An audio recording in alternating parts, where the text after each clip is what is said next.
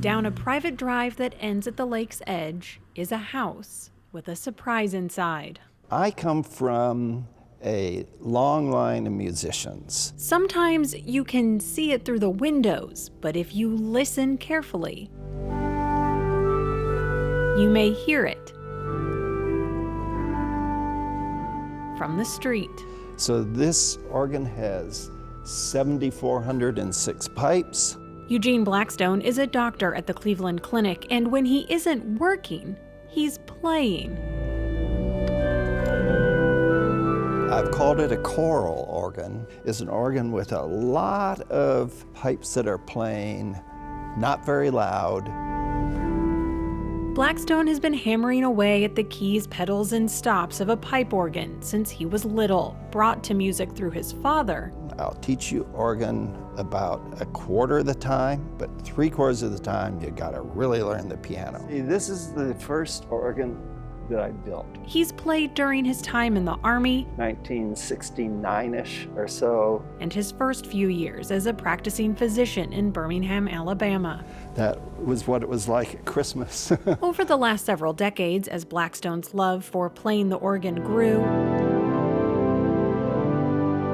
so did the instrument itself, until it outgrew his house. So this organ is from scratch. Instead of getting a smaller organ, Blackstone built a bigger house. So Richard Fleischman was the architect. He had done between 60 and 70 churches, knew all about pipe organs, knew about sound. All those shapes are purposely there to reflect certain frequencies of sound, all the way to the paint. The walls are double thick walls. The windows are 1-inch thick windows instead of the usual, so they're commercial type of windows. Everything to keep sound rattling around in here. Don, come in. Good to see you. He recognizes his privilege and wants to surprise other people.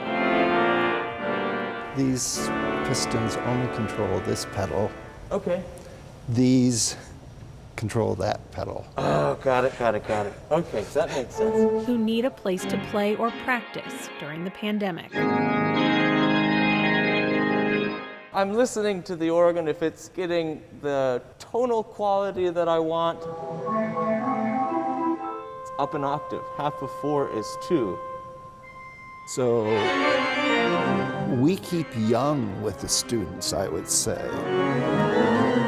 You can sit here and just play all day if you wish.